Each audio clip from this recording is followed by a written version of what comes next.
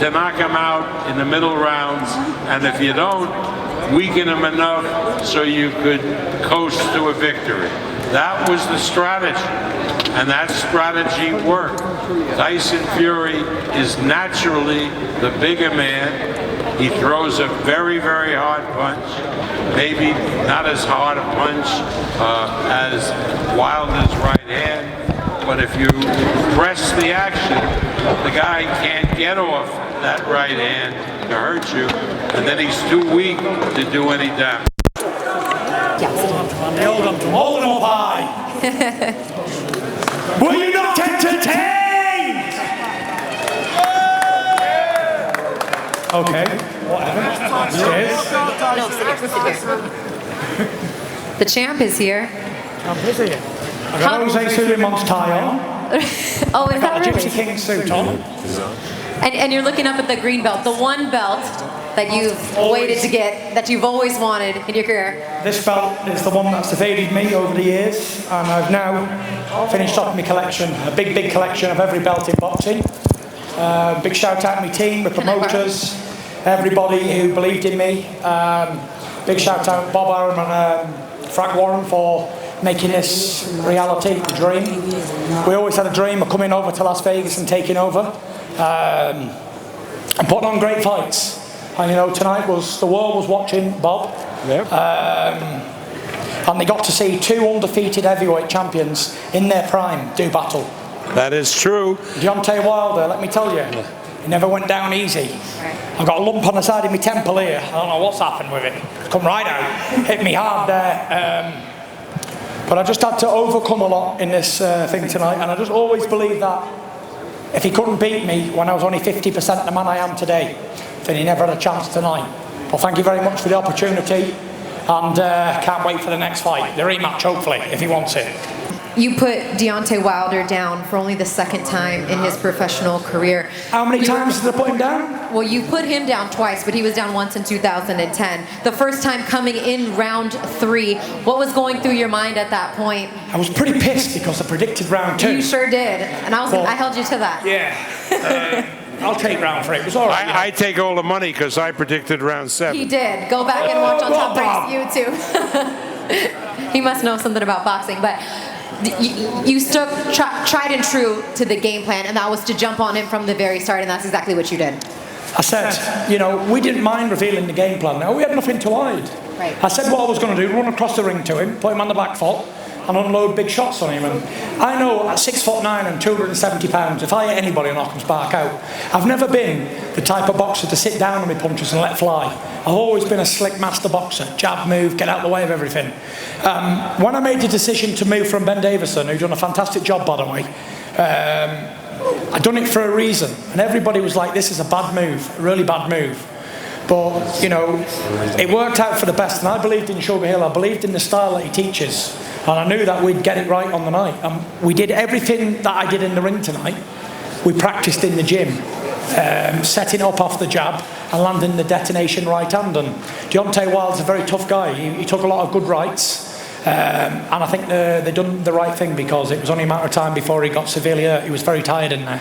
I'd just like to say what a fantastic performance from Tyson. It's the best performance I've ever seen from a British fighter.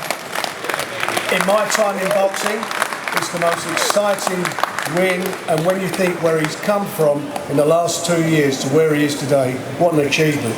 He is the #1 box office draw, #1 boxer on the planet now. No doubt about it. No doubt about it. Now, while there's kudos for Tyson Fury, we also have a lot of kudos for the great Kronk Jim that produced Sugar Hill Stewart, the nephew of the great Emmanuel Stewart. Mark threw the towel. I didn't think he should have. Deontay's the kind of guy he's the kind of guy that's a go out on his shield kind of guy, and he would tell you straight up, don't throw the towel in. In fact, in the dressing room when Tyson was getting his hands wrapped in one of the earlier fights, which they show on the screen in the locker room, they had a guy that got stopped. We were like, stop the fight, stop the fight. And right when the ref stopped the fight, the towel came in, and Tyson looked at his people and said, never. like that. And I said, yeah, that's the same kind of guy Deontay is. He does not want that. And then you've always got to consider also that Deontay is a fearsome puncher. So that's always a difficult thing because, you know, he does have that, always have that shot to land a big shot and turn things around. So that's what happened there. But Deontay is doing well, and he's you know, he'll be back. He'll be all the better for it. But congratulations, absolutely, to Tyson and to his team. Class act all the way around, and we're thrilled to be part of the show with him. Oh, it's right after the fight. Did Deontay say anything to you or to Shelley in the dressing room afterwards that he would want to pick up that immediate rematch? Or are you going to give him some time to think about it? I didn't discuss it now, but I have told him many times I don't expect to die, but I've had insurance for 50 years.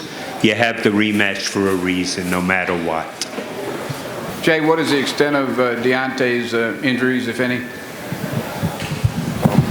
He had a small cut inside the ear, may have affected his equilibrium, and so he's just going to get a couple of stitches there. That's really the extent of it.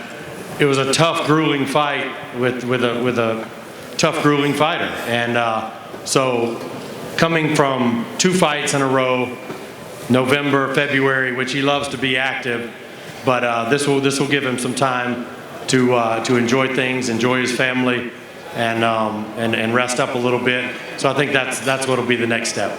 Yeah, I think absolutely.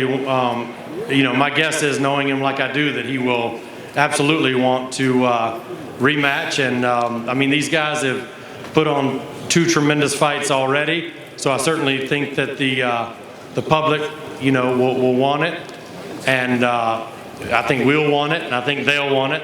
And so it seems a natural. So I think that's what you'll see happen. Congratulations on the win. What I wanted to know from you is, when you started to talk to all of us about your strategy that you were going to go right at him and go for the knockout and be more aggressive and not box like you did the first time, was that something that you were thinking about right after the first fight? Was that something that you sort of came to the rationale about during the build-up? Was it something that you spoke to Sugar Hill about? How did that come about, that would be your strategy? You know, everybody knows I'm a master slick boxer and I can jab and move around the ring for 12 rounds. But that didn't work last time. I got a draw. Like I said, a draw is a failure to me because all I do is win, win, win. And this time I wanted the knockout, and I think the only way I could guarantee that I was going to get a win was the knockout. So when me and Sugar Hill spoke, he told me that I would knock him out, and I believed in what he said. And also Andy Lee here, he told me that we'd knock him out as well. And we worked to a game plan in the gym, and yeah, we put it into practice in the ring. While you were in the ring, did you think or notice that Deontay had made any kind of adjustments in his game plan, or was he fighting essentially the same way that he fought you back 14 months ago? I felt like Deontay's jab had improved, and he did take his time more, like he said he did. It's like he said he would. Yeah, and he was using his jab quite well, actually. I was very impressed with his double jab that he was using, and credit to his team for applying that in this fight, because when you've got 2 giant guys, I think the jab is very important. It sets everything up. So yeah, I thought he was definitely an improved fighter to what I thought before, and he was heavier. I wasn't able to bully him around as I did last time and close, because he was a lot heavier than he ever was. So yeah, I did see improvements in his game, but tonight was my night, and I was never going to let anybody take it from me. You think it was tonight? You know, I'm my own worst critic, and even though it was a fantastic performance and I got a great win, I know I can do better. And I've only just started, me and Sugar Hill, with this style. We've had 7 weeks to perfect a style that takes years at the Cronk gym, in and out. But I'm a quick learner, and I aim to get back to work straight away, work on my balance, work on my straight punches, and we're going to be putting people to sleep left, right and centre. Don't forget, when I came here, they said I can't punch. Deontay Wilder said himself that I've got 2 pillow fists. But, you know, not bad for an old fat guy who can't punch, eh? Done all right, didn't I?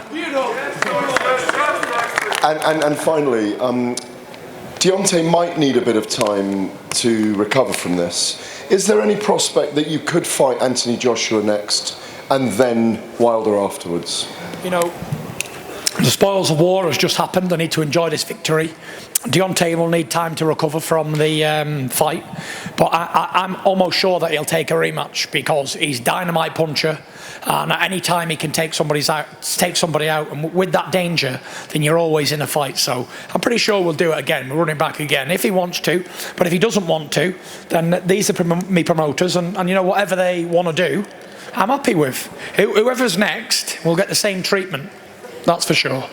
Nah, I'm an old feather duster who can't break an egg. Pillow fist is not the biggest, heaviest puncher. Exactly, old pillow fist here, can't crack an egg. The feather duster. But you know, 6'9", 21 knockouts in 30 fights. Ain't so bad considering I've never really looked for knockouts in my career. I always look to use my boxing skill. But with this weight alone and technique, right, Shug? That's right. We can knock out anybody, can't we? When I jumped on the scales yesterday at 272 pounds, everyone thought he's not come for a fight. He ain't come. He's underestimated Wilder. He's turned up for a payday. But tonight when I was in there, I felt like a beast, and this is me weight for sure.